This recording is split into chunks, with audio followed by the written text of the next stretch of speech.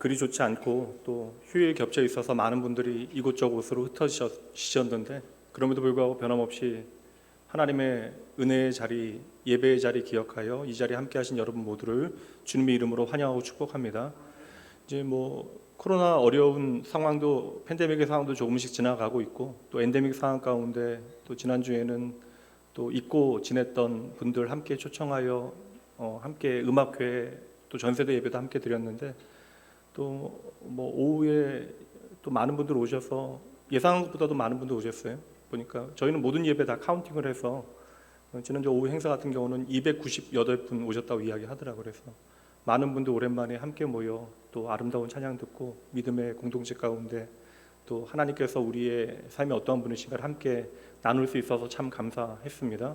물론 성가대 수고하셨고 그 생각해봐요. 기능적으로 우리는 얼마나 잘하는가 이것도 중요하긴 하지만 저는 이제 그 생각도 해보거든요. 낙원교회는 그래도 젊은 세대가 좀 많은 교회입니다. 그래서 각 세대별로 인원들이 고르게 좀 분포되어져 있어요. 그래서 제가 보면 성가대 젊어 보이시는 분들이 좀 계시긴 하거든요. 근데 젊어 보이시는 분들이 남자분들 다 50대 가까이 되셨고 50대예요. 다 가장 젊은 분들이 그렇습니다. 그러니까 저는 이렇게 기능적으로 이게 성가대가 부족하니까 여러분들 앉으시라는 게 아니라 믿음의 공동체 가운데 여러분들이 좋은 그 스타터가 되어 주시면 어떨까. 그래서 이렇게 성가대 우리 여성 파트나 남성 파트나 남성들 특히 좀 30대나 40대 초반분들 좀 오셔서 성가대 좀 부부 금슬이 그렇게 좋으세요? 같이 앉아서 예배 드리시지 않으면 못 견디세요? 그러니까 성가대가 그래도 짧은 시간 안에 우리가 함께 예배 준비하고 봉사할 수 있는 그런 좋은 섬김의 자리니까 여러분 좀 교회 안에 선한 영향을 함께 나누기 위해서 우리 30대 우리 남자 성도님들 좀 성가대 앉아주시면 좋을 것 같습니다. 이렇게 얘기하면 한 분이라도 좀 앉으시더라고요. 그래서 제가 잔소리같이 말씀드립니다. 오늘 변함없이 우리에게 주신 하나님의 말씀 함께 나누도록 하고 여러분 좀 집중력을 발휘하세요. 여러 가지 좀 비도 맞고 차 운전하기도 힘들고 주차하기 어려워서 멀리 좀 차대고 오신 분들도 계실 터인데 이런저런 것 다 우리가 이 시간에 좀 이렇게 내려놓고 오늘 우리에게 변함없이 말씀하신 하나님의 음성 성령 하나님 통해서 우리가 잘 듣고 이 말씀을 통해 우리에게 원하시는 하나님의 마음이 무엇인지 발견하신 여러분 되셔야 합니다. 오늘은 왕이 오십니다. 이사야서 13번째 시간으로 하나님께서 택한 사람이라고 하는 제목으로 하나님의 말씀 함께 나누도록 하죠. 저에게 이사야서 말씀은 사실 앞에 부분 여러분 제대로 읽어보면 너무나 좀 무서워요. 하나님의 분노, 하나님의 진노가 너무나 뜨겁습니다. 근데 저는 이사야서 말씀을 읽을 때 막대 먹은 이스라엘을 향하여 하나님께서 화를 내시는 말씀으로 읽히는 것이 아니라 되레 내가 너희를 결코 포기할 수 없다라고 하는 우리를 포기하지 못하시는 하나님의 회복과 사랑의 노래로 이 모든 이야기들이 읽혀집니다. 우리가 오늘로서 어떠한 터닝포인트를 맞이하게 되어져요. 1장부터 39장까지의 말씀을 보면 이쯤 되면 하나님께서 이스라엘 백성들 버리셔야 합니다. 내가 하나님 백성이라고 이야기하면서 하나님과는 전혀 상관없는 삶을 살아가요. 하나님의 창조의 의도와는 걸맞지 않은 인생을 살아갑니다. 그들의 삶에 하나님의 형상은커녕 하나님을 떠난 죄의 오염만으로 가득 찬 이야기들이 채워지게 되어지죠. 그러니까 저는 이사야서 1장부터 말씀을 읽다 보면 하나님의 깊은 탄식의 소리가 들려오는 것 같아요. 그럼에도 보세요 여러분, 하나님께서 이스라엘 백성들을 향하여 내가 얼마나 화가 났는가에 대해서 말씀하시는데 그 가운데 하나님의 본심이 드러납니다. 이사야 35장 10절입니다. 여호와의 속량함을 받은 자들이 돌아오되 노래하며 시온에 이르러 그들의 머리 위에 영영한 희락을 띠고 기쁨과 즐거움을 얻으리니 슬픔과 탄식은 사라지리로다. 하나님께서 하시는 말씀의 핵심은 이거예요. 내가 끝끝내 너희들 고쳐내겠다. 내가 너희를 회복하겠다. 여러분, 하나님은 결코 여러분 포기하지 아니하십니다. 때때로 우리가 너무나 힘든 순간들이 있거든요. 예배 전에 제가 기쁜 소식 하나 가지고 듣고 올라갔는데 어제 이제 출산하게 되어진 우리 성도님 한 분이 첫째 아기 출산하셨는데 아기 잘 나왔다고 사진 얼마나 이뻐요. 아기 그 목사가 얼마나 행복합니까? 막 태어난 아기 사진을 이렇게 하루도 되지 않아서 볼 수 있다는 게 얼마나 감사해요. 그래서 제가 잠깐 그 사진 보고 행복해하고 우리 산모 되시는 성도님께 축하 인사 건네고 잠깐 기도하고 올라왔는데 내려온 거죠. 교회는 이 예배당에 내려왔는데 여러분 이렇게 기쁜 소식도 있지만 제가 이 시간 여러분들 얼굴 하나하나 보다 보면 정말 숨이 턱턱 막히는 그런 상황 가운데 힘들게 이 자리에 나오신 분들도 계시거든요. 그리고 저는 그 기도 제목들을 알고 있습니다.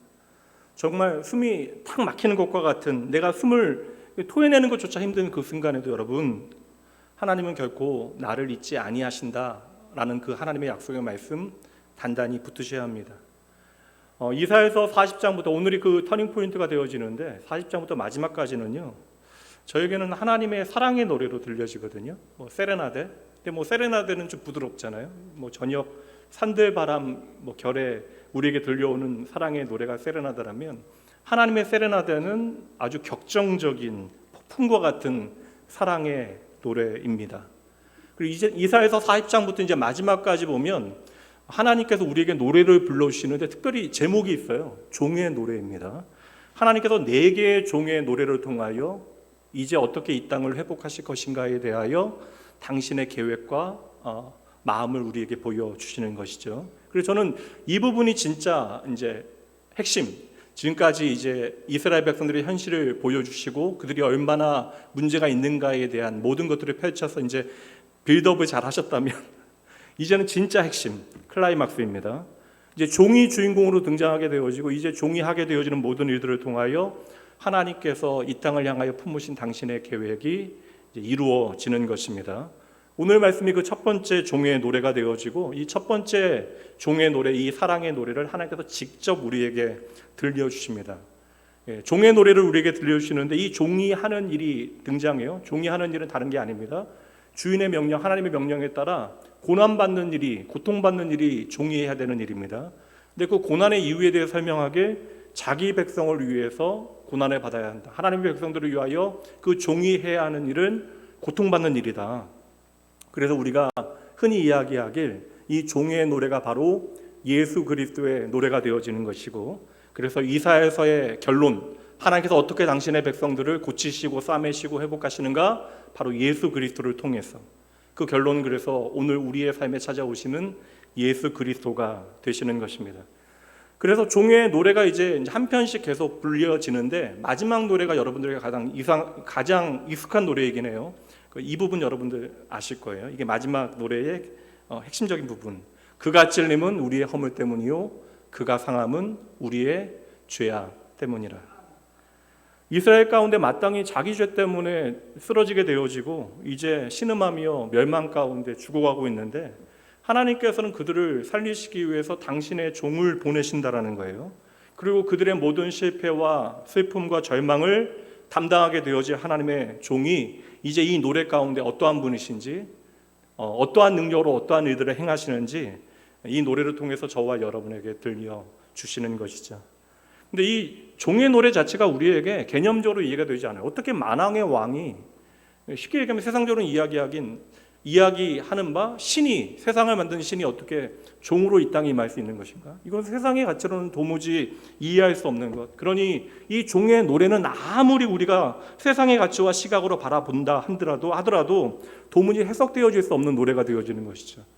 교회 안에서도 우리가 신앙생활하면서 종종 가지게 되어진 오류 가운데 하나는 나의 주 예수 그리스도의 가치와 시선을 배워 그 가치와 그 시선을 가지고 세상을 우리가 바라보고 해석해야 되는데, 우리가 반대로 세상의 가치와 시선을 가지고 예수님을 해석하게 되는 것이죠. 그러니까 우리가 도무지 성경이 말씀하고 있는 예수님을 평생을 믿는다 이야기하면서도 따라가기가 너무나 힘이 드는 것입니다. 그래서 오늘부터 이제 나누게 되어질 그 종의 노래는 가장 먼저는 우리에게 하나님의 뜻을 이 땅 가운데 온전히 이루실 하나님의 종 되신 예수 그리스도께서 어떠한 분인가, 예수님을 소개하는 동시에 이제 우리가 하나님의 종 되신 예수 그리스도로 말미암아 하나님 앞으로 나아가게 될 터인데, 이제 우리가 하나님의 종으로 어떠한 인생의 표준과 기준을 가지고 살아가야 하는가에 대해서 이 노래를 통해서 우리가 배우게 되어질 것입니다. 그러니까 두 가지 배우시면 돼요. 첫 번째, 나의 소망 되신 예수님이 어떠한 분이신가, 하나님께 소개해 주시는 예수님에 대한 소개를 잘 보시고요. 두 번째, 예수님을 통하여 내가 어찌 이제는 살아가야 하는가, 하나님께서 직접 우리에게 도전하시는 말씀으로 이 말씀 잘 받으시면 됩니다. 오늘 말씀 이제 시작하시는 부분, 오늘 시작되어지는 부분이 우리가 함께 읽었던 말씀, 바로 하나님께서 당신의 종이 어떠한 사람인가, 어떠한 존재인가 직접 소개해 주시는데요. 1절 말씀 보도록 합니다.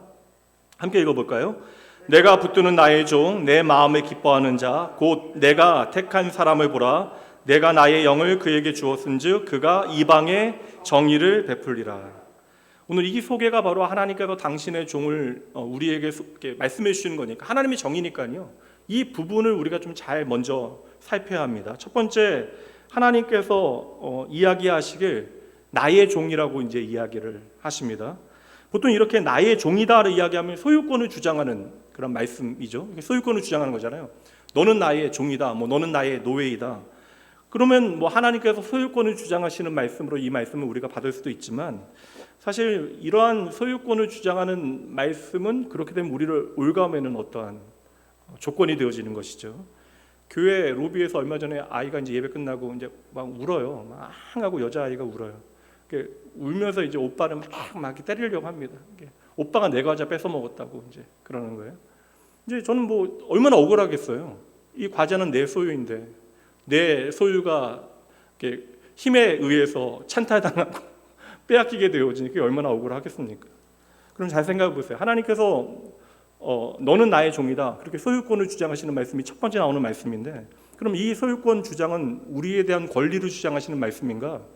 근데 말씀을 잘 보면 이것은 권리 주장에 대한 말씀이 아니라 하나님과 우리의 관계를 밝혀주는 것이죠. 우리가 얼마나 하나님과 친밀한 존재인가, 어떠한 관계인가를 보여주는 말씀입니다. 그래서 이사야서 다음 되어지는 말씀 계속 우리가 읽어보면 이러한 표현들이 반복이 되어져요. 비슷한 표현 한번 보도록 합니다.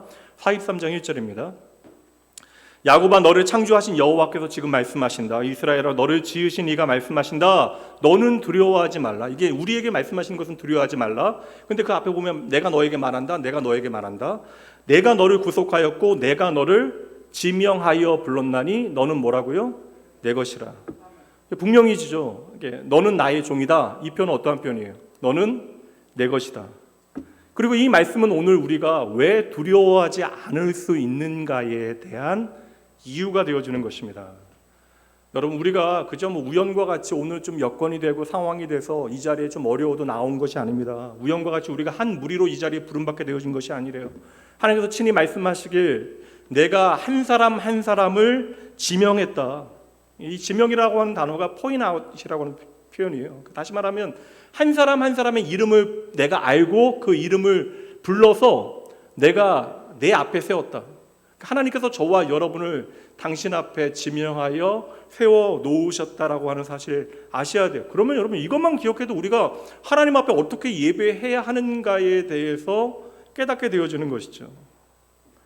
이사야서 뒷부분에서 바로 이러한 말씀이 계속해서 반복이 되어집니다. 이게 중요하기 때문에 그러한 거예요. 한 절 더 볼까요? 44장 봅니다. 21절. 야곱아 이스라엘아, 이 일을 기억하라. 우리가 무엇을 기억해야 합니까? 너는 내 종이니라. 내가 너를 지었으니 너는 내 종이니라. 이스라엘아, 너는 나에게 잊혀지지 아니하리라.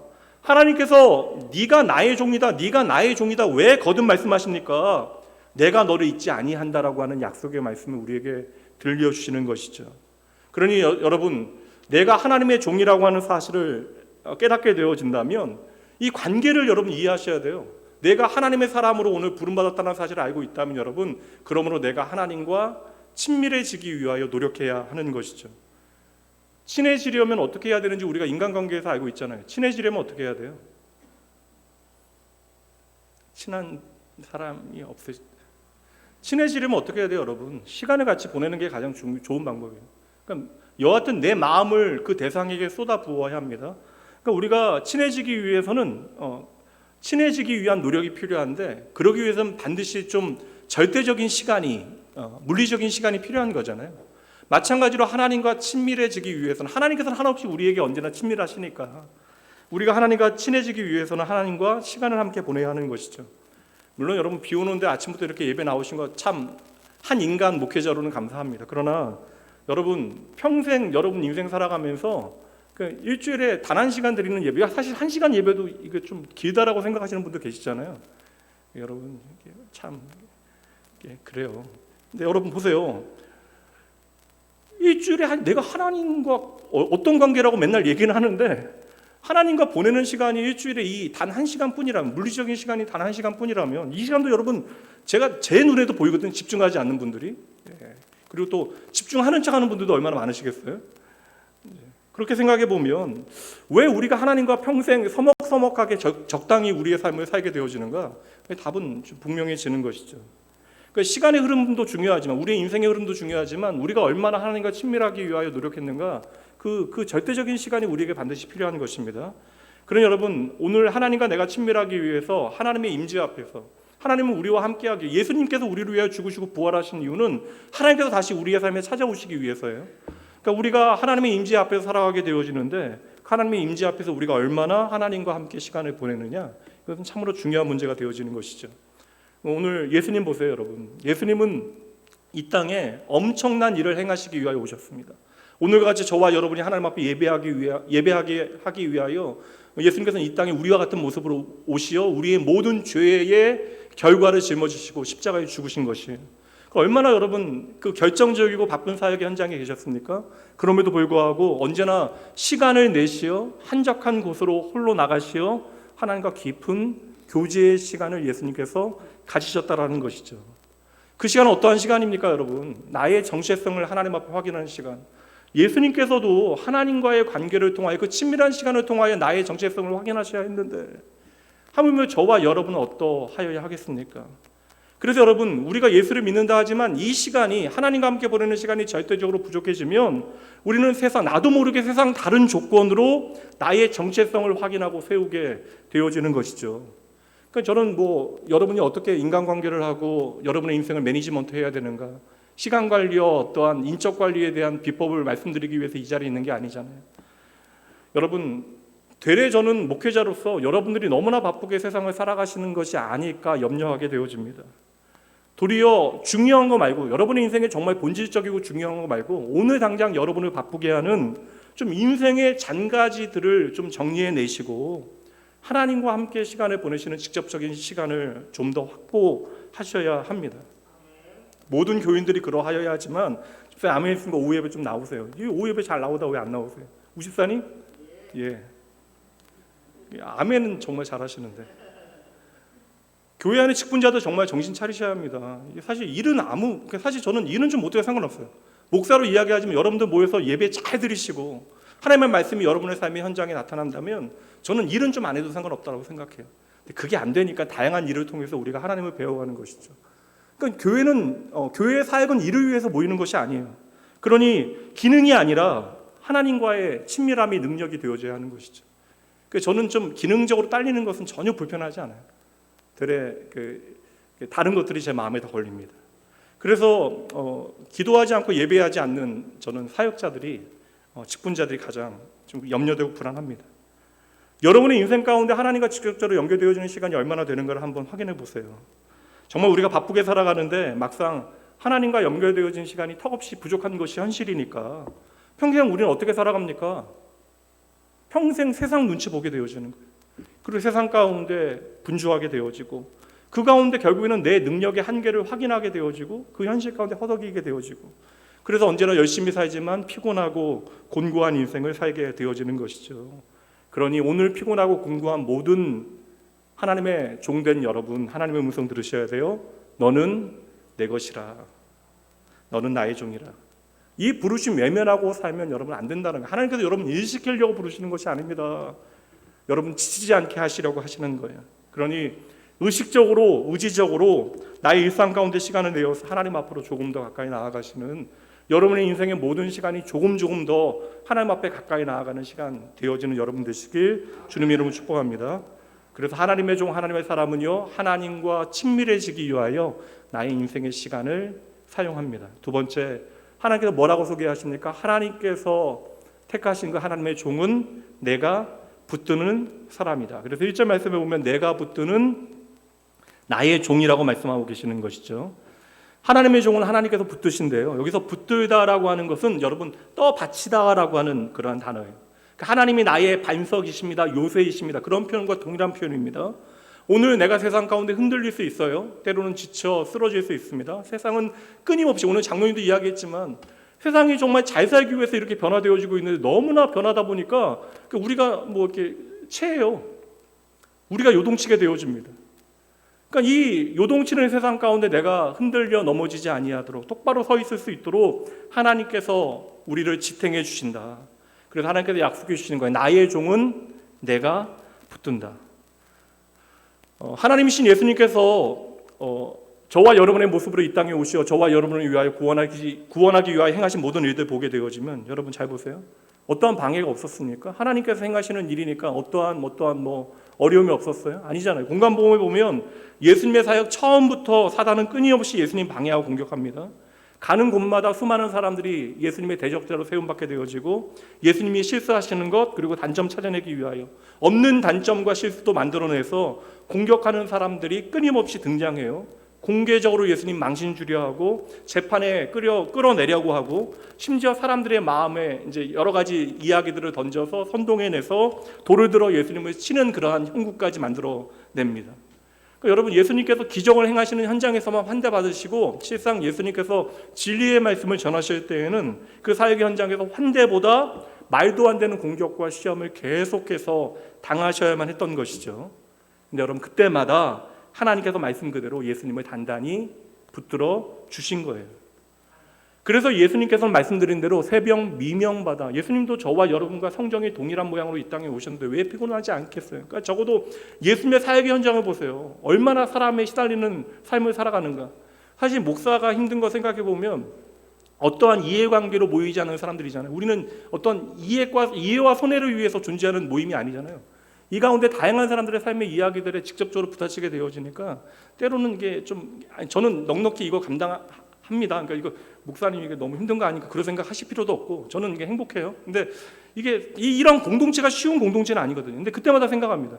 사람이 제일 어렵다라고 이야기하지만 예수님께서 얼마나 어려우셨을까? 예수님의 그 사역의 현장은 정말 수도 없이 많은 사람들을 만나야 됐고 그들의 삶의 문제를 해결하셔야만 했는데 근데 예수님께서는 그럼에도 불구하고 육신의 피곤함 다 이겨내시고 새벽 미명마다 절대적인 시간을 내서 하나님 앞에 나아갔다는 거예요. 하나님 앞에 기도하기 위하여 하나님 앞으로 나아가십니다. 이것은 예수님께서 아신 것이죠. 하나님께서 당신의 종을 붙드신다라고 하는 사실을 예수님께서 아시고 친히 하나님 앞에 나아가 나를 붙드신 하나님의 그 은혜를 다시 한번 기억해내는 것입니다. 그런 여러분 기억하셔야 돼요. 하나님께서 당신의 종된 예수 그리스도를 붙잡으셨듯이 오늘 예수 그리스도 안에서 또한 당신의 종된 저와 여러분을 단단히 붙들고 계십니다. 여러분 이게 하나님이 붙드십니다. 이거 되게 중요해요. 하나님이 붙드신다면 하나님께서 절대 놓치지 않는다는 거예요. 여러분이 얼마나 중요한 말씀이에요. 하나님은 절대 저와 여러분을 놓치시는 법이 없습니다. 그러니까 우리가 착각하는 거예요. 하나님께서 나를 놓치신 것이 아닐까, 나를 잊으신 것이 아닐까.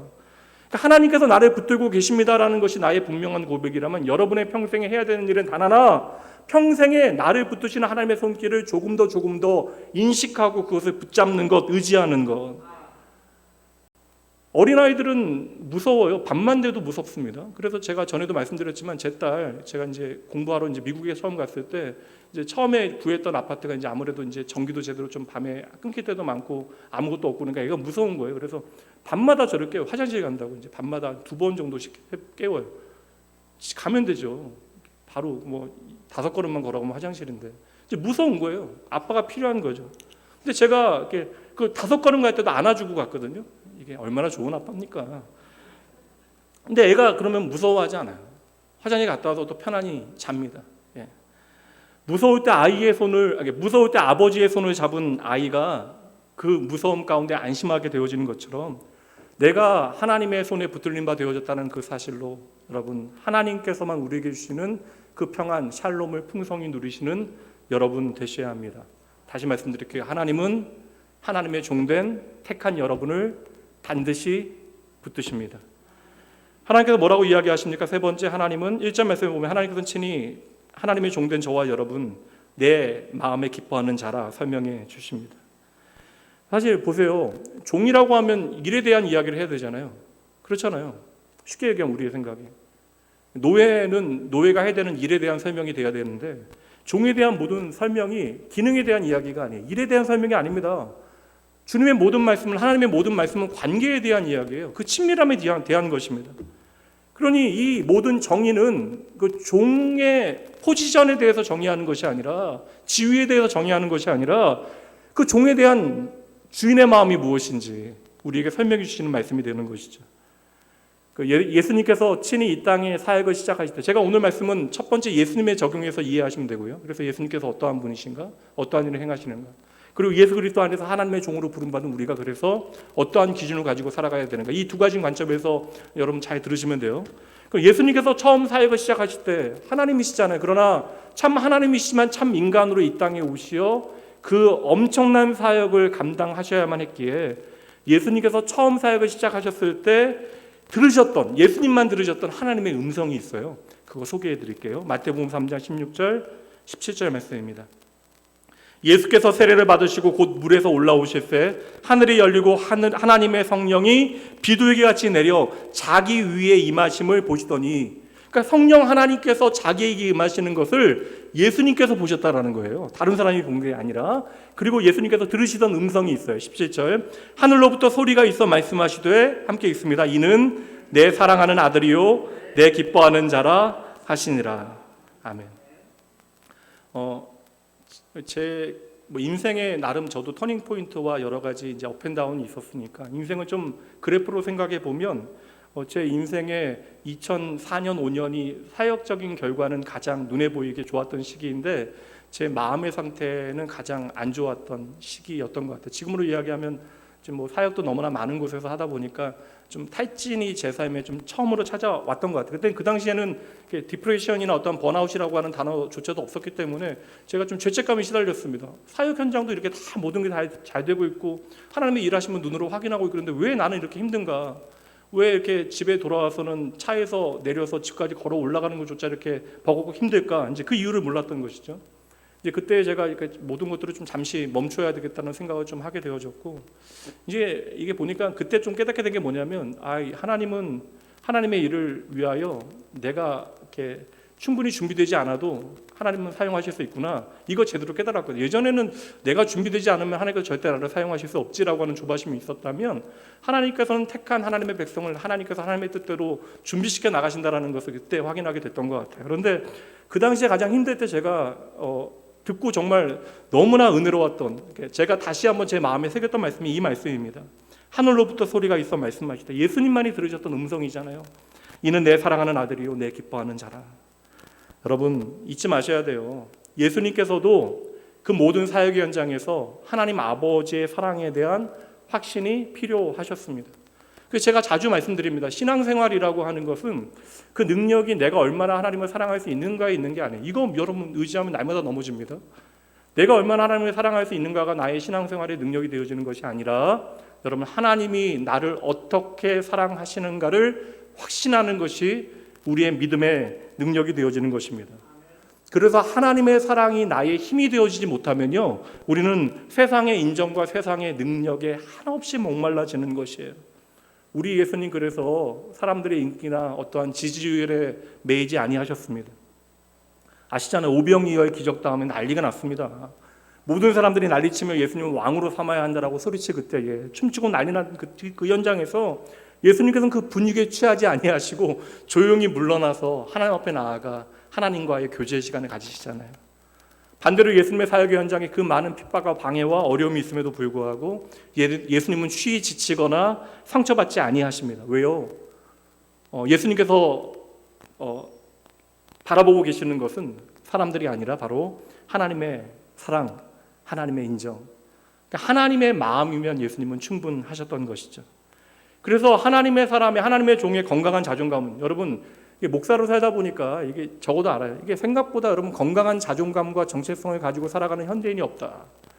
여러분들이 부러워하는 그 누구나도 이게 가족에게도, 내 남편 아내에게도 말하지 못할 그냥 내 이렇게 건강하지 못한 정체성의 문제들을 누구나 다 가지고 살아가요. 이것은 뭐 목사도 마찬가지고 장로도 마찬가지고 권사도 마찬가지고, 신앙생활하는 사람들도 내 어떠한 건강하지 못한 자존감과 정체성의 문제로 신음합니다.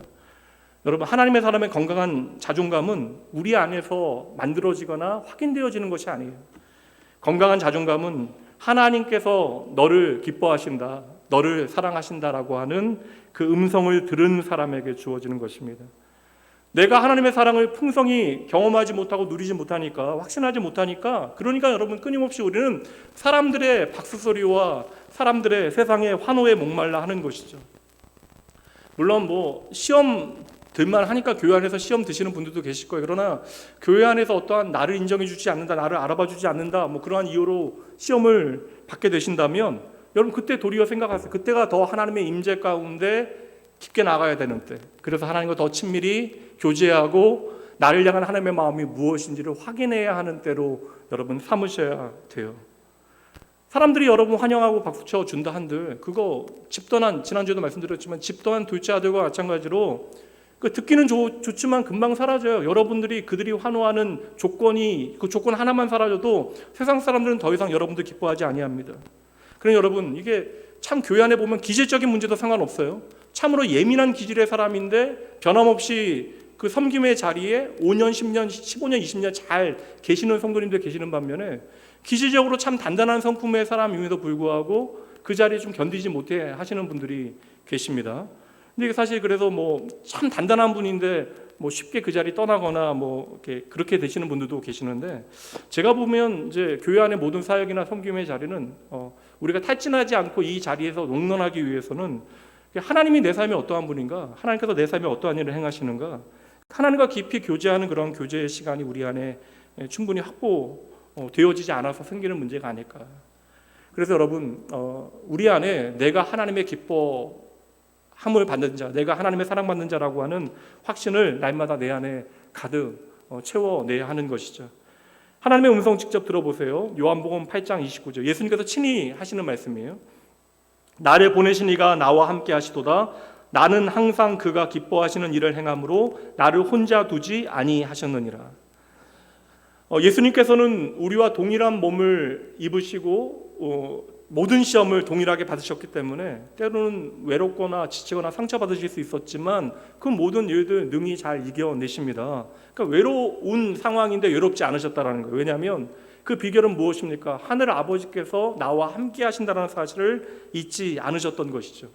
그래서 예수님께서 인류의 모든 죄를 짊어지시고 십자가에 달려 마지막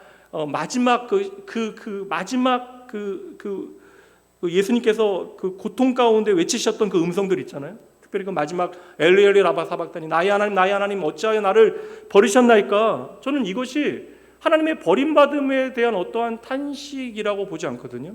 되레 우리의 죄의 문제, 그 죄의 무거움에 대한 하나님의 말씀이 되어지는 것이고, 도리어 이것은 내가 버림받았다라고 하는 사실에 대한 억울함의 표현이 아니라 하나님 아버지는 결코 나를 버리지 않으십니다라고 하는 하나님의 사랑의 확신에 대한 음성으로 저는 이 말씀을 듣게 되어집니다.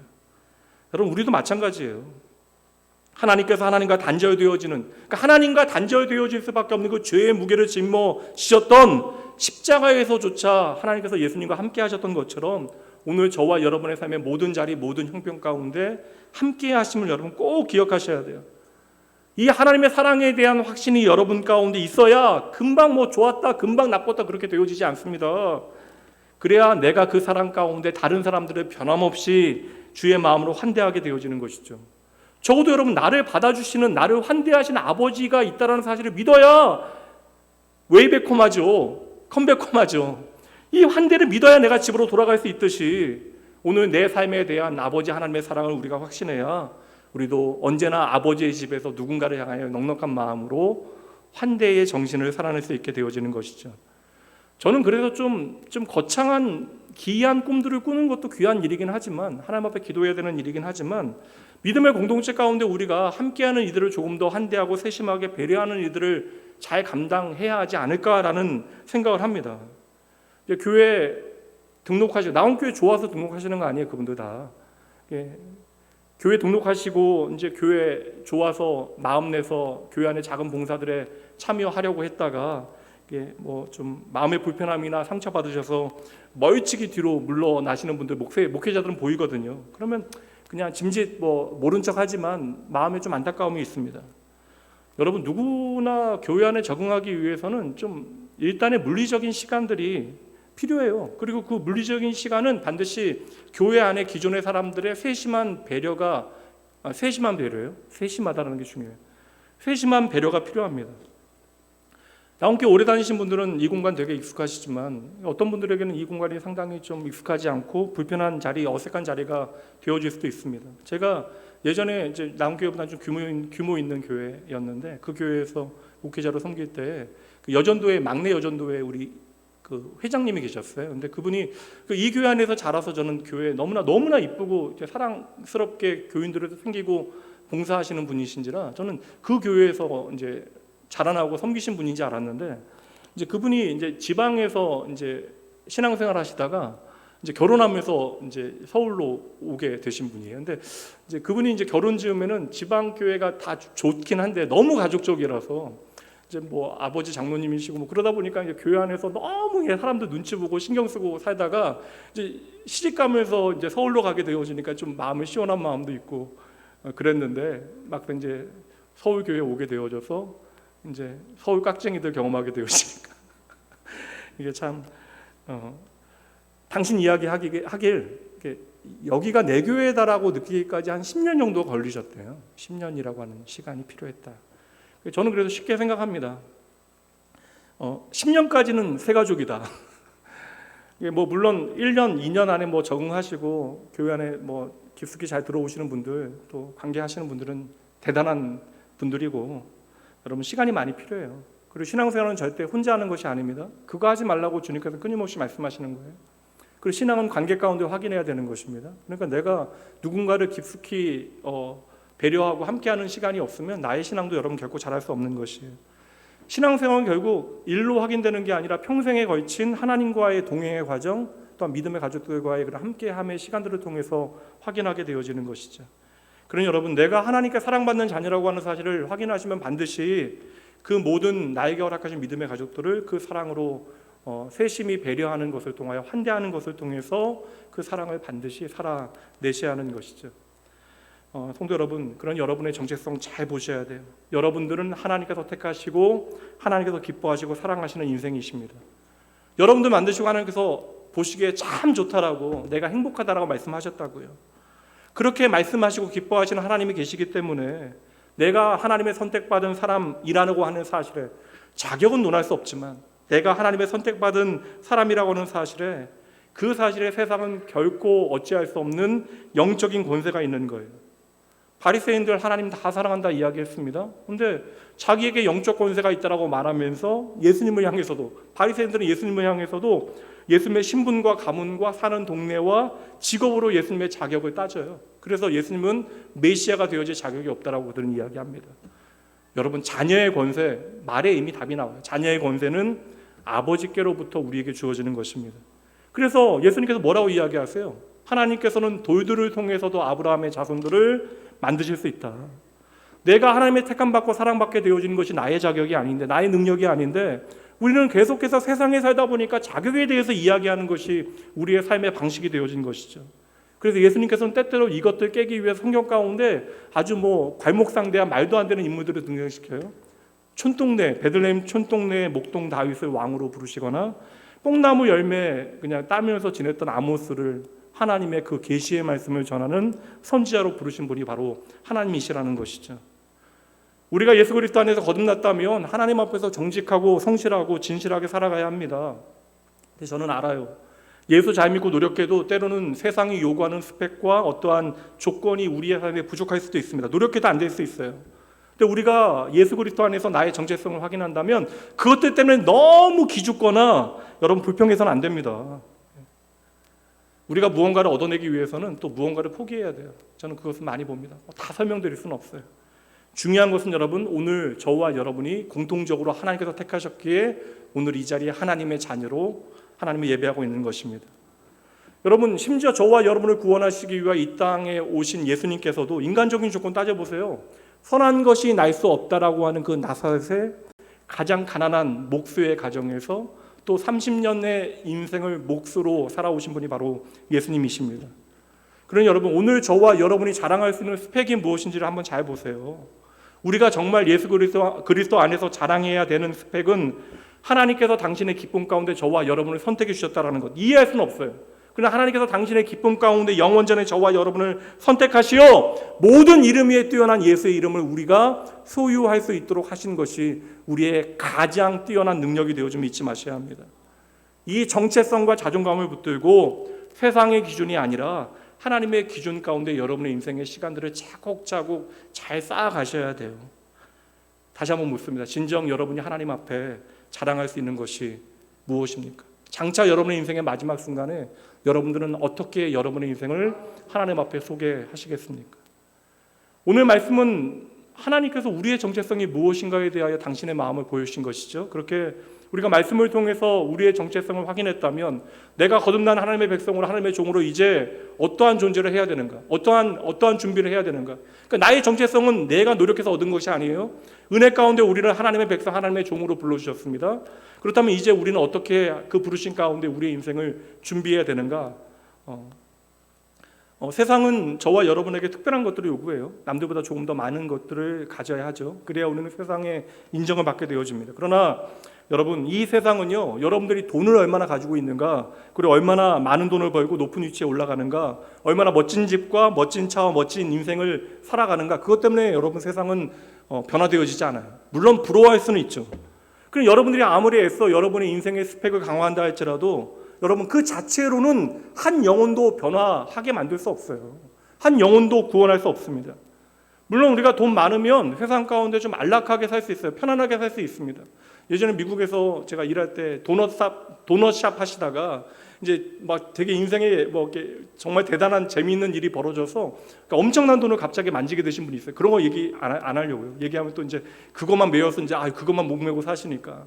근데 뭐 인생에 다양한 일도 벌어질 수 있으니까 그분이 이제 그 도넛샵도 운영을 잘하셨지만 갑자기 큰 돈이 생기신 거예요. 그래서 이제 도넛샵 그 도넛 이렇게 아시죠? 먹는 도넛. 그 도넛 가게 하시다가 가게 하시니까 매일 새벽 2시에 나가서 이제 6시부터 출근하는 사람들 먹여야 되니까 그거 장사 맨날 하시니까 고국에 15년 동안 한 번도 못 가셨어요. 그런데 돈이 너무 많이 생기니까 그분이 한국에 돌아가게 되셨는데 그 내 가족이요 비행기 비즈니스석도 말고 비즈니스석도 우리는 안 타봤는데 퍼스트 클래스를 타고 한국에 가신 거예요.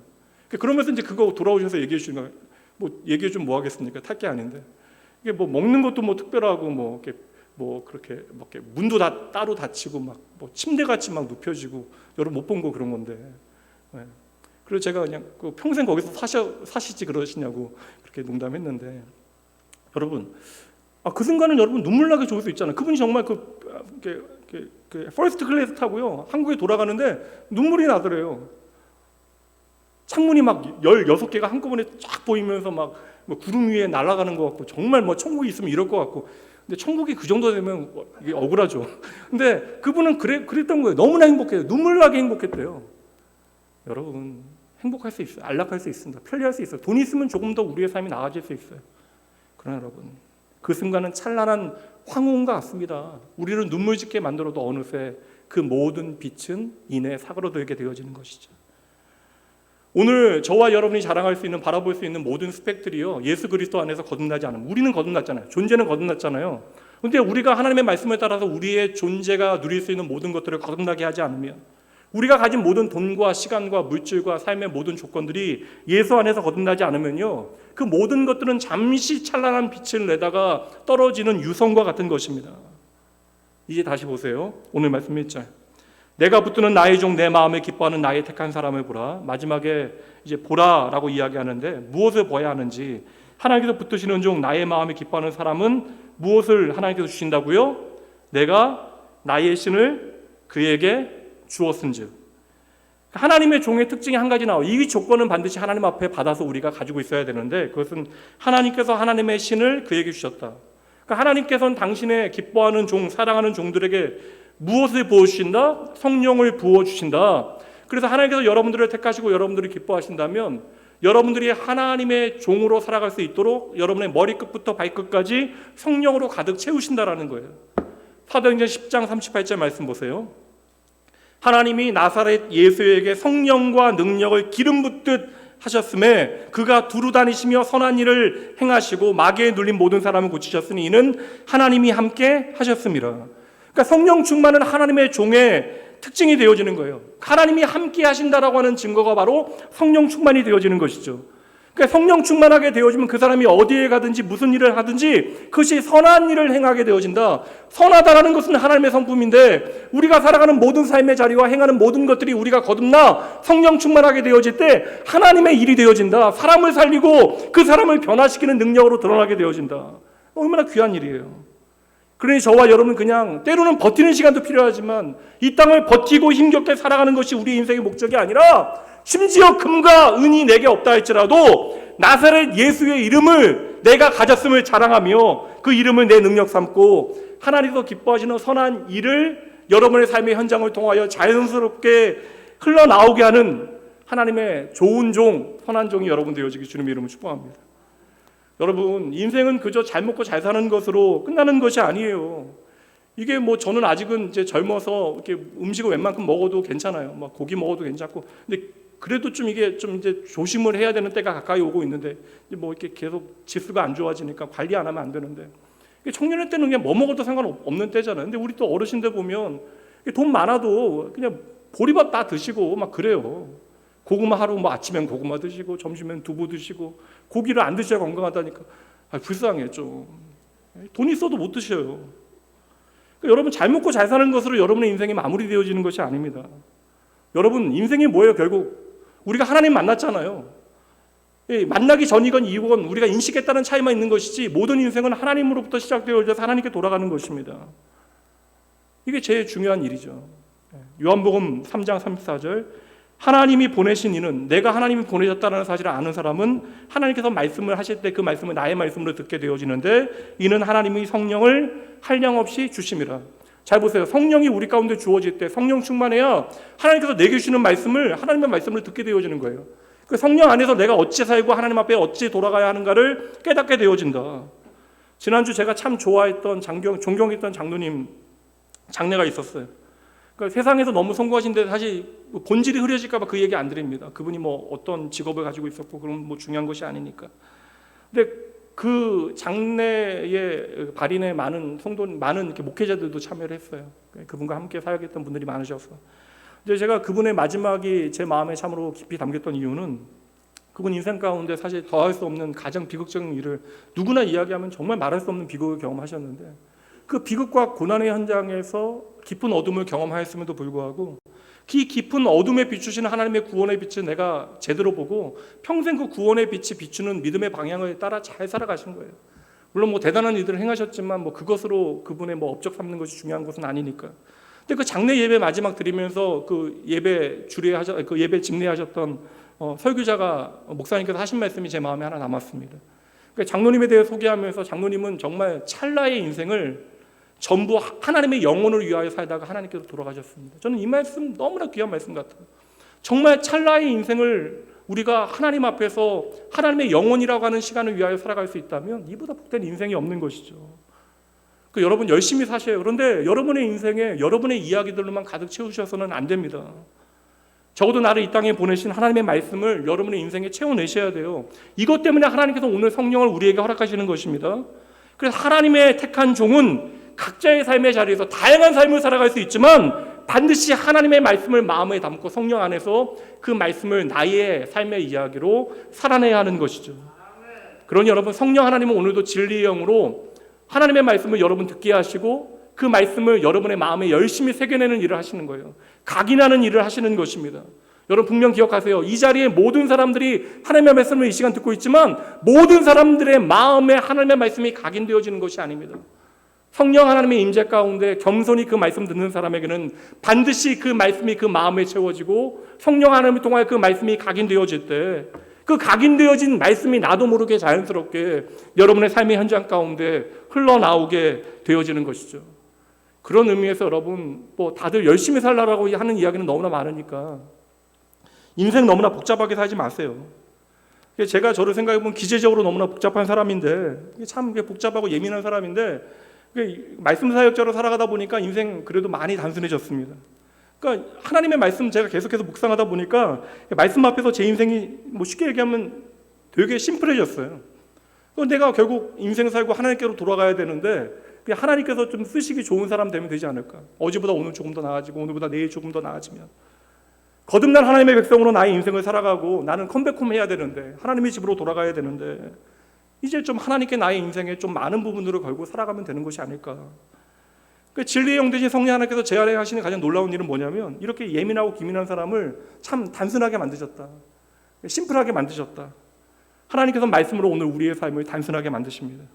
그래서 성령 하나님께서 우리 가운데 역사하시면요, 우리의 마음은, 우리의 인생은 단순해져요. 그러나 세상이 계속해서 요동치고 마귀가 여러분의 마음 가운데 분탕질하게 되어지면, 그때로부터 여러분의 인생은 너무나 한없이 복잡해지는 거예요. 여기 이제 연세 드신 어르신도 계시니까 좀 인생을 사시면 뭐 인생 편해져요? 다 쉬워지십니까? 저도 이제 죄송합니다. 이게 너무나 연소한 제가 이제 50이 돼가니까 젊죠. 뭐 이 얘기하면 막 우리 권사님들 막 그때는 날아다녀야 된다고. 못 나는데 어떻게 해요? 그 얘기 하셔도 소용없어. 나이 든다고 여러분 다 지혜로워지는 거 아닙니다. 예. 세상에 대해서 더 예민해지잖아요. 많은 거 경험하게 되어지니까 세상이 더 무서워져요. 그러니까 나이 들수록 더 복잡해지고 더 어려워지고 더 피곤해지는 것입니다. 그러니 여러분, 하나님 안에서 나의 인생을 단순하게 바라보고, 여러분의 인생뿐만 아니라 여러분이 가진 모든 것들을 좀 단순하게 만드셔야 돼요. 여러분, 단순해진다라고 하는 것은 핵심을 안다라는 거예요. 도리어 생각해보면 우리가 오늘 왜 이렇게 피곤한가? 우리가 애착하는 것이 너무나 많은 거예요. 그리고 수많은 애착과 욕심이 우리의 인생을 복잡하게 만들고 있는 것이죠. 출애굽한 이스라엘 백성들이 하나님의 구원을 기억하는 절기가 무교절인데, 무교절이 왜 무교절이냐면 6월절이 이어지는 절기예요. 구원받았다는 사실을 기억하기 위해서 너희가 뭐 하라고 이야기하셨냐면, 무교병 먹으라. 그러니까 누룩이 없는 빵은 먹으래요. 먹을 수 없는 거예요. 맛이 없는 겁니다. 여러분 성찬 참여하시면서 저희가 요새는 예전에 카스테라 주시니까 너무나 맛있어 하시는 것 같아서 그래 요새는 그 누룩 없는 그거 드리는데, 맛있어요 여러분? 맛 없어요. 왜 그럼 무교병을 먹습니까? 왜 누룩 없는 빵을 먹어야 돼요? 누룩 없는 인생을 좀 살아가라는 거죠. 예. 누룩 없이 사는 법을 좀 배워라. 여러분, 예수님 없이 우리가 살아갈 수 없다는 사실 좀 깨달아야 돼요. 그러니까 하나님 없어도 내 인생에 내가 의지할 수 있는 것이 너무나 많아지는 것이 나에게 복된 것이 아닙니다. 성경이 말씀하고는 의인과 악인의 기준은 다른 것이 아니에요. 의인과 악인 다 흔들리고 다 넘어져요. 똑같아요. 그런데 그 다음이 차이가 납니다. 잠언 24장 16절 보시죠. 대저 의인은 7번 넘어질지라도 다시 일어나려니와 악인은 재앙으로 말미암아 엎드려지느니라. 그러니까 악인은 못 일어나는데 다시 의인은 일어난다라는 거예요. 그래서 하나님의 말씀이 인도하는 성령의 사람은 그 말씀이 있으니까 언제나 오뚜기와 같이 일어나게 되어진다라는 것입니다. 여러분, 의인은 바로 말씀으로 사는 존재. 결국 하나님께로부터 오신 여러분, 하나님께로 반드시 돌아가게 될 터인데, 여러분의 인생 이 땅에서 어찌 사용하시겠습니까? 여러분들 하나님 앞에 무엇을 남기시겠어요? 말씀 마무리해 보도록 하죠. 그래서 하나님께서는 하나님의 사람을 성령 하나님으로 함께 하시게 하시고 그 말씀의 사람 되게 하셔서 어떠한 일을 행하시냐? 3절 말씀 보세요. 3절, 3절이요. 상한 갈대를 꺾지 않으시며 꺼져가는 등불을 끄지 않으시고. 안 그래야 되는데 방송실 좀 안 틀어주면 저 막 마음을 왜 안 틀어주지? 괜찮아. 상한 갈대도 꺾지 않으신다는데 여러분 이렇게 막 강직하게 열심히 해주시는데, 상한 갈대 꺾지 않으시고 꺼져가는 등불 끄지 아니하시고. 여러분, 저와 여러분의 인생이 그래요. 상한 갈대를 꺾지 않으시고 꺼져가는 등불을 끄지 아니하시는 하나님 까닭에 오늘 우리가 존재하는 것입니다. 세상은 사랑받을 만한 사람, 사랑받을 조건 있는 사람을 사랑하지만 이해할 수는 없지만 하나님의 사랑은 무조건적이라는 거예요. 그래서 언제나 우리는 우리를 온전케 하시는 하나님만 의지하고 예수 그리스도 바라보며 우리가 우리에게 주어진 믿음의 삶을 살아내야 하는 것입니다. 여러분, 하나님께서 끝까지 여러분 책임져 주실 거예요. 오늘 제가 이런저런 이야기 하다가 여러분과 나누고 싶은 메시지 하나를 전하지 못했지만, 하나님께서 책임지시는 인생을 이제 말씀과 함께 살아가기 위하여 이제 분투하게 되어진 여러분들을 위하여 하나님께서 주시는 말씀 한 가지만 소개하고요, 말씀 마무리하도록 할게요. 요한일서 5장 18절. 하나님께로부터 난 자, 그것을 아는 저와 여러분, 그러니까 내가 하나님으로부터 시작되어졌다는 사실을 아는 저와 여러분은 다 범죄하지 아니하는 줄을 우리가 아노라. 하나님께로부터 나신 자, 예수 그리스도를 얘기하는 것이죠. 하나님께로부터 먼저 나신 자가 우리를 지키심에, 그를 지키심에 보세요. 함께 있습니다. 악한 자가 그를 만지지도 못하리라. 여러분, 제가 항상 드리는 말씀이지만 그 하나님의 뜻대로 인생 살지 않으면, 말씀에 순종하지 않으면 여러분의 삶에 어려운 일 별로 없을 것 같아요. 어려운 일들은 말씀에 순종하는 사람, 세상을 거스려 하나님의 말씀대로 살아가고자 하는 사람들에게 세상의 공격은 거세지는 것입니다. 그러나 여러분, 그 세상의 공격이 여러분들을 결코 무너뜨릴 수 없음을 믿으셔야 돼요. 우리가 다 분간할 수는 없어요. 때로는 광명한 천사와 같이, 때로는 우는 사자와 같이 저와 여러분을 공격한다 할지라도 이제 믿으세요. 저와 여러분의 삶은 하나님께서 임재하신, 하나님께서 함께하신 하나님의 은혜의 자리가 되어지는 것입니다. 그러니까 우리의 마음이 격동케 되어지는 순간들이 있어요. 우리의 감정 흔들리게 되어지고, 우리의 가정에 문제 생기고, 사랑하는 사람들 문제 생기고, 교회를 공격하고, 나의 형제들을 공격하게 되어집니다. 때로는 제가 보기에도 그 공격이 너무나 거세서 이제 기가 죽게 되어지는 순간, 기가 질리는 순간들도 분명히 있긴 합니다. 그러나 그때 여러분 하나님의 말씀 기억하시라고요. 뭐라고 말씀하십니까? 5장 18절 다시요. 5장 18절. 괜찮아요. 5장 18절. 악한 자가 결코 그를 만지지 못한다. 이거 하나님께서 당신의 이름 걸고 하신 약속이에요. 여러분들이 아무리 흔들리는 상황 가운데 있을지라도 성령 하나님 여러분 가운데 이미 내주하고 계시고, 하나님 말씀을 통해서 여러분 지키시고 보호하시고, 악한 자가 털끝 하나도 여러분들을 건들지 못하게 하실 것입니다. 하나님께서 약속하신 거 반드시 이루십니다. 이게 하나님의 약속을 믿으신다면 여러분 오늘 조금 덜 걱정하셔도 돼요. 그리고 이미 내 삶에 이루어진 것으로 여러분 이 말씀 받으셔야 합니다. 지난 한 주 그래도 믿음대로 인생 잘 살아가시고, 약속 믿고 믿음을 나의 삶의 이야기로 평생을 살아가신 분 마지막을 함께 나누며 그 믿음의 선배 덕분에 격려받고 감사했던 한 주였습니다. 여러분, 우리 안에 이러한 좀 믿음의 이야기가 많이 좀 생겨나길 원해요.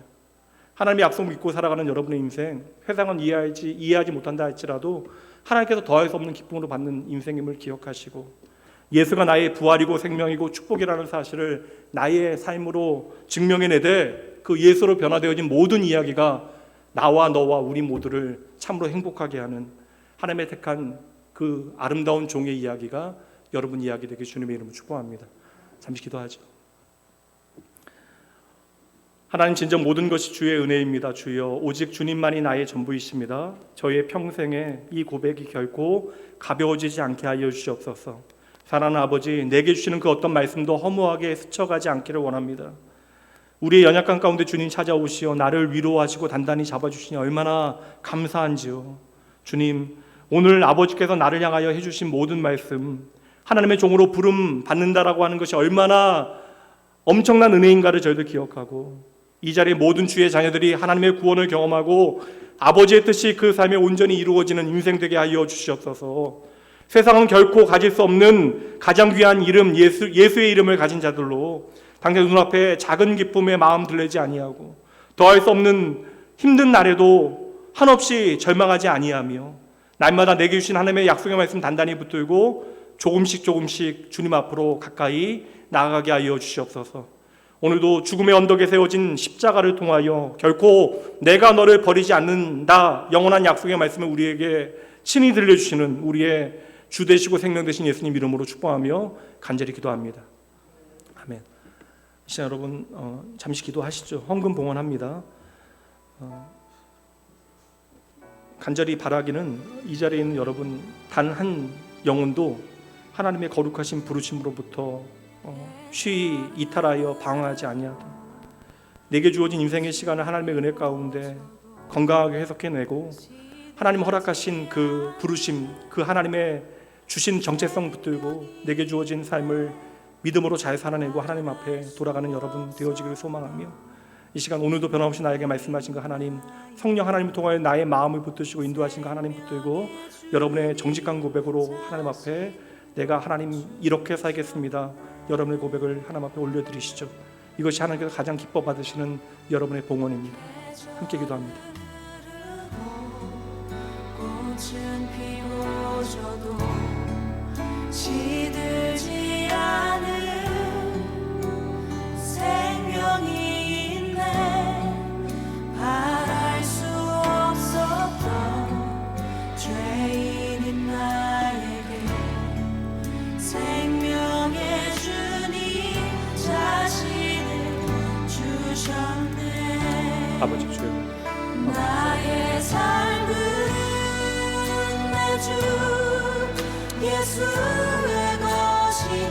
하나님의 은혜로 살아가는 인생을 되지 아니하옵소서. 세상의 어떠한 유혹 시험도 아버지 사랑하는 주의 자녀들을 넘어뜨릴 수 없음을 시간 믿음으로 고백합니다. 하나님, 주의 사랑하는 자녀들의 모든 삶의 자리 하나님 친히 함께하시 하는 영광을 드러내시고 하나님의 생명의 역사를 기도합니다. 하나님, 모든 것이 하나님의 은혜입니다. 하나님, 이 시간 저희의 가진 것의 일부를 주님 앞에 돌려드리며 나를 책임지는 것이 무엇인지를 다시 한번 우리의 마음의 중심에 새겨냅니다. 온 마음을 다하여 정직하게 주님께 드리는 주의 자녀들의 삶을 주여 책임져 주시고 하나님, 이들의 삶에 하나님과의 동행의 아름다운 증거들이 가득하게 하여 주시옵소서. 하나님, 사랑하는 주의 자녀들 너무나 현실적으로 어렵지 아니하도록 일상의 필요를 주님께서 채워주시고 나에게 많은 것들이 주어짐에도 불구하고 소유의 생명이 있지 않음을 기억하고 나의 전삶을 통하여 하나님의 부르심에 믿음으로 응답하는 주의 백성들 되어질 수 있도록 이들의 인생이 하나님 앞에 복된 인생 되어질 수 있도록 주여 축복하여 주시옵소서. 내 삶의 모든 주권이 주님께 있음을 믿고 하나님 앞에 나아가는 모든 자녀들의 삶에 오늘 큰 힘과 용기가 되어주시는 우리의 생명 되신 길이 되신 예수님 이름으로 축복하며 간절히 기도합니다. 아멘. 다 같이 일어나셔서 믿음의 가족들 함께 축복하신 후에 축도하심으로 예배 마치도록 합니다. 불편하신 분들은 일어나지 않으셔도 됩니다.